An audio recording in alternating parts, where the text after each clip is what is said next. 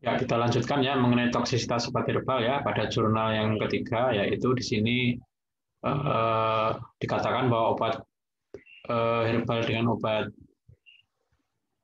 konvensional atau obat kimia itu berbeda ya dalam hal kandungannya ya, berbeda jauh ya. Kalau obat konvensional itu kandungannya kan hanya satu ya, jadi isinya cuma satu, misalnya amoksisilin ya, itu kan cuma isi amoksisilin aja.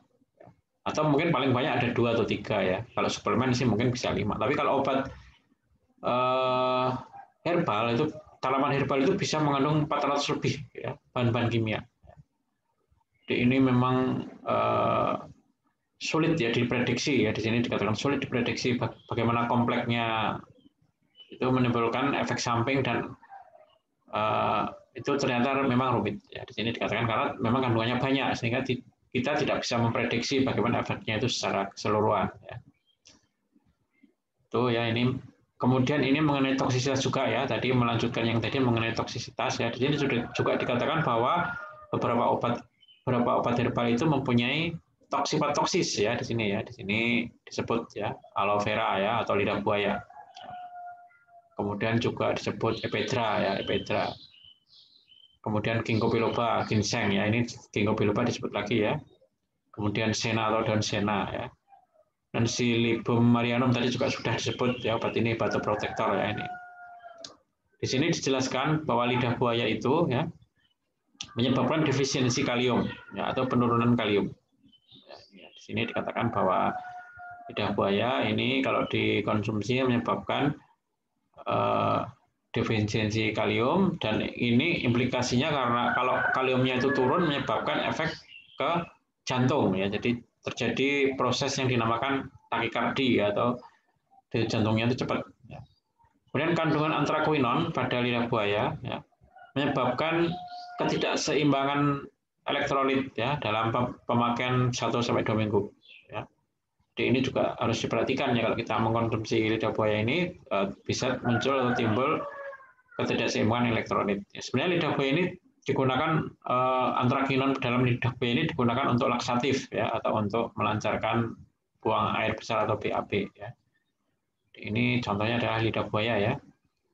Kemudian ini juga diberi contoh yang lain yaitu ephedra ya, ephedra. Ephedra itu terkenal ya, tanaman yang sangat terkenal ya, ephedra spesies ya, yang menghasilkan tanaman seperti ephedrin ya. Di sini disinggung bahwa aslinya ya ephedra ini digunakan untuk weight loss ya, atau untuk menurunkan berat badan dan untuk mengobati konstipasi ya, atau laksatif ya, sama seperti lidah buaya tadi ya, laksatif ya. Ini juga efeknya juga sama dengan aloe vera, yaitu menurunkan apa namanya itu, menurunkan potasium atau menurunkan kalium. Jadi efeknya juga sama pada jantung. Bahkan di sini ephedra juga mempunyai efek lain yaitu grand mal. Grand mal itu kejang ya, menimbulkan kejang sampai nggak sadar. Jadi kalau ini ephedra ini, kalau boleh dikatakan ini tidak hanya sekedar toksik tapi beracun ya, poison ya, karena menimbulkan kejang atau di sini ditulis grand mal. Ya. Juga menyebabkan hipertensi ya, atau kenaikan tensi, karena memang ephedra itu mengandung ephedrin ya. Ephedrin itu kita tahu bahwa ephedrin itu adalah dekongestan ya, kemarin sudah kita singgung dekongestan, di mana dekongestan ya atau obat yang melegakan nafas itu mempunyai efek menaikkan tensi atau hipertensi. Bahkan di sini juga ditulis menyebabkan reaksi anafilaksis. Kemudian di sini juga disinggung lagi mengenai ginkgo biloba ya, ginkgo biloba ini ya. Ginkgo biloba ini ya, ini ginkgo biloba ini dikatakan di sini adalah suplemen yang meningkatkan memori ya, dan meningkatkan kewaspadaan ya, atau mental alertness atau kewaspadaan. Nah, di sini efek samping dari ginkgo biloba ini adalah dia eh, memperlama pembekuan darah ya. Jadi memperlama pembekuan darah. Jadi di sini itu memperlama bleeding time, meningkatkan bleeding time, atau dia memperlama pembekuan darah. Jadi darah itu jadi lebih sulit membeku ya. Jadi ini harus diperhatikan kalau minum obat ini ya. Bagi orang-orang yang terkena penyakit kardiovaskular itu diperhatikan ya. Terutama kalau dia minum warfarin ya. Jadi karena ini efeknya ke darah ya.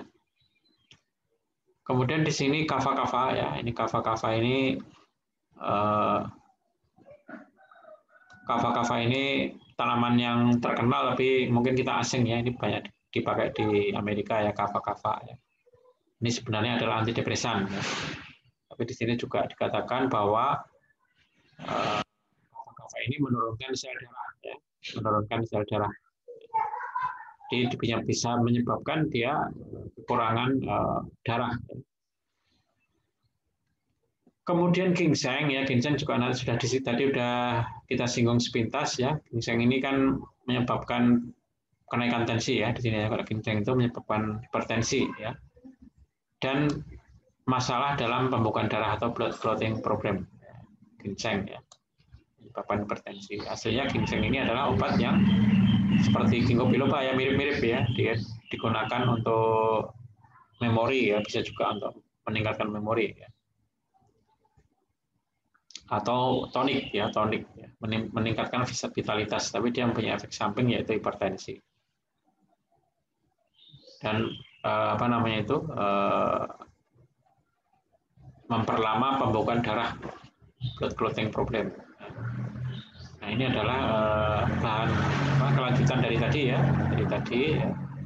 Dan yang terakhir ya, adalah mengenai keracunan atau poison, keracunan tumbuhan obat. Tumbuhan obat yang beracun, kalau tadi itu toksik, sekarang beracun ya. Jadi beracun itu dengan toksik kan hampir sama, tapi kalau beracun itu sifatnya lebih berat ya. Beracun itu sifatnya lebih berat. Nah, ini ada berapa, tidak semuanya saya singgung. Ini materi dari BPOM ya. Ini sebenarnya dari BPOM, dari B2 TOT. Ini tidak semua, ini di sini akan saya singgung beberapa saja ya yang sudah kita kenal ya. Misalnya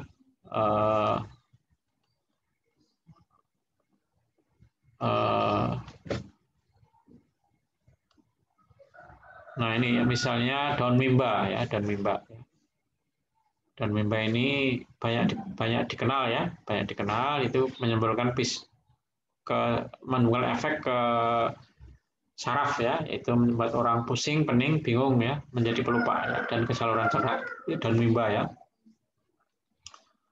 Kemudian di bawahnya ini juga kecubung ya, atau datura metal. Kecubung ini kan sebenarnya aslinya adalah obat asma ya. Jadi kecubung itu kalau digunakan untuk merokok ya, jadi daun yang kering itu serbuknya digunakan untuk merokok, jadi tidak dimakan ya, dihisap ya, itu bisa digunakan untuk mengobati asma ya. Tapi kalau diminum ya, atau dikonsumsi itu menyebabkan keracunan ya, dan keringnya menyebabkan keracunan, jadi poisoning ya, bukan toksik lagi tapi sudah poisoning. Menyebabkan halusinasi ya, berdebar-debar dan bahkan kematian. Ini kecubung ya, atau datura ya. Datura itu banyak ya, datura metal, datura stramonium ya. Kalau di Indonesia itu yang terkenal kecubung pendek atau kecubung kasian atau datura metal ya. Ini adalah mengandung alkaloida histamin dan atropin ya. Ini sebenarnya digunakan untuk midriasis ya, aslinya untuk midriasis atau untuk melebarkan pupil ya, aslinya ya obat ini. Juga tadi ya sudah saya singgung untuk mengobati asma. Kemudian yang lain adalah mengenai daun mindi ya, daun mindi, Melia acidaria mindi, daun mindi. Daun mindi itu cukup terkenal ya, ini sebagai antioksidan ya. Tapi ini menimbulkan keracunan pada ternak ya, tentunya kalau ternak ya manusia juga bisa keracunan ya. Jadi bisa pusing ya, karena keracunan itu kan efeknya ke saraf ya. Efeknya itu cepat kalau racun. Kalau toksik itu kan efeknya kan lambat. Kalau racun itu efeknya cepat. Ini menimbulkan kayak tadi, pusing, pening, bingung ya. Seperti kalau keracunan tadi ya, kecubung atau datura metal ya, bahkan bisa pingsan ya. Kemudian yang lain ya adalah tapak doro. Tapak doro ini bunga ya, bunga tapak doro atau Catharanthus roseus ya. Ini kan terkenal sebagai obat kanker sebenarnya ya, dan obat diabetes ya. Jadi bahkan kandungan kimia yang namanya vinblastine dan vincristin itu digunakan untuk obat kanker ya, ini ya, digunakan untuk obat kanker ya, vincristin dan vinblastine ya, sudah digunakan untuk obat ya, untuk kemoterapi ya. Penggunaan terus-menerus ini menyebabkan leukemia ya, karena mengandung vinblastine dan vincristin. Maaf ya, bisa menyebabkan penurunan sel darah putih atau leukosit ya. Bisa menurunkan sel darah putih. Jadi kalau darah putihnya itu jumlahnya turun, itu orangnya akan gampang terkena infeksi. Jadi ini menyebabkan penurunan sel darah putih. Gejala keracunan ya, pening, pusing ya, lupa ingatan ya. Jadi ini keracunan ya. Jadi kalau kita minum kalau dosisnya atau kita minum dosisnya harus dikontrol ya. Dan ini kalau diminum dalam jangka panjang akan langsung ya, bisa menurunkan sel darah putih. Itu ya mengenai obat tabak doro ya, mengenai tabak doro. Jadi poin yang terakhir ini adalah tanaman-tanaman yang menyebabkan keracunan ya, menyebabkan poisoning atau keracunan. Bukan sekedar toksis tapi keracunan. Ada lagi satu yang dinamakan dengan bunga pukul 4 ya, atau bunga Mirabilis jalapa atau bunga pukul 4. Ya, ini kan obat tradisional untuk keputihan ya. Bunga pukul 4 ini bunganya bagus ya, warnanya. Atau Mirabilis jalapa ya, ini menyebabkan sakit perut ya, yang akut dan muntah-muntah atau diare. Ya, ini berbahaya ya, sebaiknya dijauhkan dari jangkauan anak-anak.